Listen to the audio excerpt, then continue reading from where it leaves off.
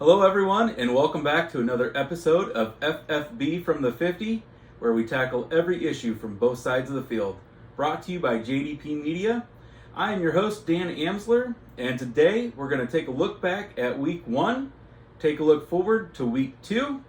But before we do, if you're watching this video on YouTube, make sure you hit the subscribe button, like this video, and make sure you're posting your comments in the comment section about who you think did well in Week 1, who you're looking forward to in Week 2, and who you're already giving up on.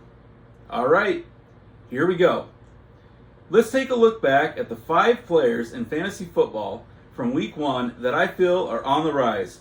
So for me, the 5 up, I've got to start with Geno Smith. I did not expect Geno to come out playing like a Pro Bowler in the first half of that game against Denver. Kudos to him. The man's been around the block a time or two. It was nice to see him actually playing well. So if you actually had Geno Smith in your starting lineup, I want you to go down to the comment section and just put me. I'll be very interested to see how many comments we get on that one. The second player whose stock is up for me is James Robinson. I really expected Travis Etienne to be the bell cow back for Jacksonville in Week 1. I was pleasantly surprised that James Robinson was able to come out and have such an impact the first week of the season coming off of his injury that he sustained late last year. I am a huge James Robinson fan. He's won a lot of games for me, helped me win some high scores. To come out and see him score a touchdown on the ground and through the air in Week 1 was a sight to behold. The next guy that we got to talk about is a guy that I purposely avoided in all drafts this year. I'm rooting for him. I just could not take him, and that is one Mr. Saquon Barkley. The man rumbled for over 160 total yards in Week 1. It is possible that he's back. Let's hope he can stay healthy, but his stock is definitely up. All right, how about this one? Miles Sanders actually scored a touchdown. That did not happen at all last year. Week 1, he gets his first touchdown of the season. Now for me, that's a little bittersweet because I've got a lot of shares of Kenneth Gainwell. But if you own Miles Sanders, you had to be absolutely pleased with his fantasy output this week. Kudos to him. And let's go ahead and go with another Eagle for my 5th pick for stock up, Mr. A.J. Brown. Now, I know a lot of folks were not really high on him going into the drafts this year. I've got him in a dynasty league where he was already contracted, and I did go ahead and draft him in a couple others about a round or two later than he went the year prior. A lot of folks thought that it would be a downgrade going to Jalen Hurts as his passer. But hey, A.J. Brown put up a huge stat line and commanded almost a 50% target share in that offense. By the way, an offense that scored over 30 points. That is dangerous. So kudos to A.J. Brown. It looks like the chemistry with Jalen Hurts is not going to be an issue. All right, and because I can cheat, it's my channel, I've got a 6th of my top 5. So I'm going to call this one a bonus pick. Julio Jones. Now, I am a huge Julio Jones fan. If you watch the previous videos, you'll remember I gave a moment of silence for him going as late as he did in drafts this year. In fact, in some drafts, he didn't get drafted at all. I love Julio, so to see him out there making plays was absolutely fantastic. He has already clocked the fastest time for the Tampa Bay Bucks in their preseason and looked amazing in the opener. It's also encouraging to see that they're using him on jet sweeps and in the running game a little bit. So even though this is supposed to be the top 5, stock up, Julio Jones, he's my number 6. All right, 5 players who's, for me, the stock is down. We're going to start with Aaron Rodgers. And I'm going to try to not go into a long-winded explanation about why I think he's in trouble. But I got to be very frank and honest. I'm not a huge Aaron Rodgers fan to begin with. That's never stopped me from drafting him. I've had him in several leagues in the past. But that whole offense looked absolutely terrible and shaky.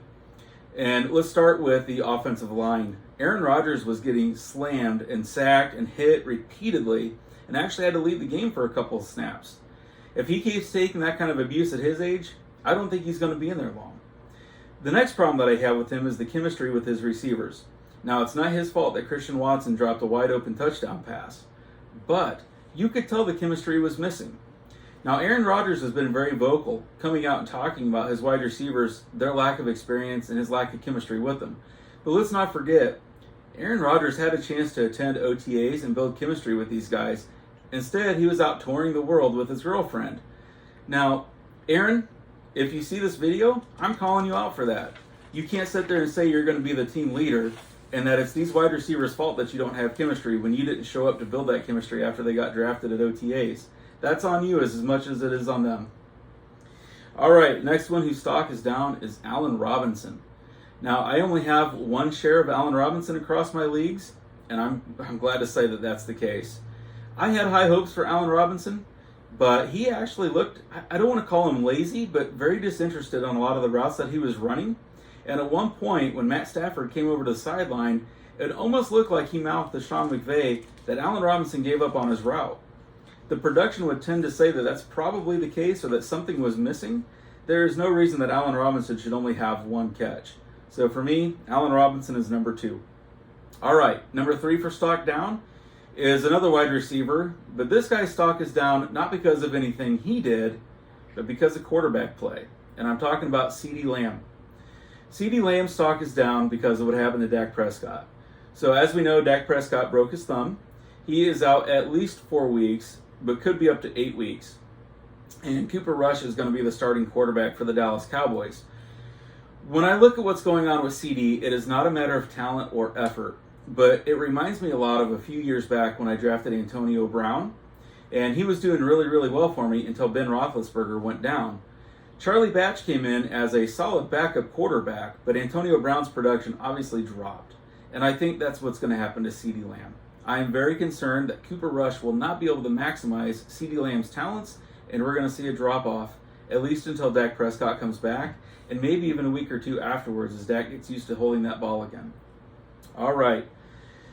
Number 4. This is another guy that I avoided in fantasy drafts this year, but I want to know where Christian McCaffrey went. He was touted as looking really good in camp, but he only had 10 rushes, and his receiving workload was down. Now, he did salvage his day, but looking at his usage, that is cause for concern moving forward. Where did CMC go? Where did Christian McCaffrey go? All right, number 5, Alvin Kamara. Another guy who was criminally underutilized in week 1 was Alvin Kamara, another running back. Looking at his usage, I'm having a hard time understanding it. I understand that they were down early, but Kamara is a good enough receiver out of the backfield that they should have been using in that fashion, and they didn't do it. So that concerns me. And then as a bonus, since I gave you an extra player whose stock is up, I'm going to give you an extra bonus player whose stock is down, and that is Tony Pollard, another Dallas Cowboy. And this is for the exact reason that CeeDee Lamb's stock is down for me. When I think about the Dallas Cowboy offense moving forward, I think they're going to want to run the ball a whole lot more to protect Cooper Rush and to try to keep themselves in the game. That being the case, that sets up very well for Zeke. Not to mention that Tony Pollard's usage this year was supposed to be really maximized in the passing game. And, maybe Cooper Rush will go to him as a short check down, a quick option. But I'm actually a little bit higher on Dalton Schultz because of that. I think Cooper Rush's new best friend may be Dalton Schultz, not Tony Pollard. All right, so that's a recap of week 1. Let's look towards week 2. There is some news and notes and some injuries that we need to know about going in so we can set up our lineups. The first one is, we've talked about it, Dak Prescott. Make sure you're setting more realistic expectations for all of your Dallas Cowboys skill position players. I would definitely downgrade CeeDee Lamb. I would downgrade Tony Pollard. I would definitely upgrade both Zeke Elliott and Dalton Schultz. In other news, Elijah Mitchell is out 68 weeks for the San Francisco 49ers. That means a lot of folks have gone out and picked up Jeff Wilson off of waivers or free agency. I have to be perfectly honest with you, I'm not sold on that. I think Trey Lance will run the ball more. I think we'll see Deebo Samuel run the ball more. And I would not be surprised if Tyrion Davis-Price and Jordan Mason actually pass Jeff Wilson on the depth chart. They're younger and at this point probably a little bit more talented, but Jeff Wilson's been a very popular free agency and waiver pickup. Chris Godwin is now week to week. It looks like he pulled a hamstring. This should help Julio Jones and Russell Gage. Something interesting to note here, Tom Brady actually requested Russell Gage join the Tampa Bay Buccaneers in the offseason prior to signing Julio. And if TB12 wants something and they go out and get it, I would say that that's probably pretty important. So keep your eye on Russell Gage. Godwin's injury should open some doors for him. Gage is expected to possibly play this week. He's still dealing with his own nagging injuries, but he should be out on the field at least some. Julio Jones sees a major uptick. He looked fantastic in week 1.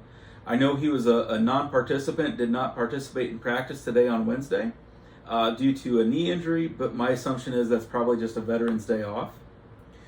All right, Keenan Allen has been ruled out for Thursday night's game against the 49ers. So for me, that's an automatic upgrade for DeAndre Carter and for Gerald Everett, the tight end. Make sure if you have those guys, you give them serious consideration. Gerald Everett to start as your tight end. And I would look at DeAndre Carter as a possible starter in your flex spot. You know that's going to be a high-scoring game. You know the Chargers are going to have to put up points. So I want those options. All right, T. Higgins, last time I checked, was still on concussion protocol. So dial up all of the wide receivers. Dial up Hayden Hurst, anybody you can for Cincinnati. Tyler Boyd becomes a possible starter for you as well. Najee Harris suffered another foot injury this week, but he says he should be good to go for Sunday against the Patriots. If you want to have your insurance policy, go out and pick up Jalen Samuel. I think he's definitely the backup there. And the last thing I want to talk about for this week is Mac Jones is dealing with back spasms. If you have any of the Patriots receiving options, you're probably not looking to play them this week anyway, unless you're in a deep league. But make sure you're paying attention to that. I would say for me that's an automatic downgrade for every one of those wide receivers or pass players or pass receivers for the New England Patriots. Ramondre Stevenson might get a slight uptick there just because Ty Montgomery's now been put on IR. But all said and told, out of all of those options, Ramondre Stevenson is probably the only one that I'm interested in for New England. All right, guys, that's it for this episode. Make sure you come back for the next one. We're going to be doing a fireside fantasy football chat with a buddy of mine that I've been playing fantasy football with for over 12 years. See you next time.